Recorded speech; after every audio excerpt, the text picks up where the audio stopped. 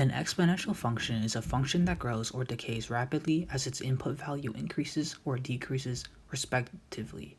It is expressed by f(x) is equal to a to the power of x, where a is greater than 0.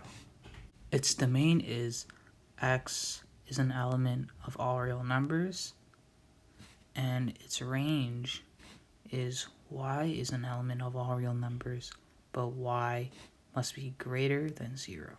Note that any exponential function can be written using Euler's number.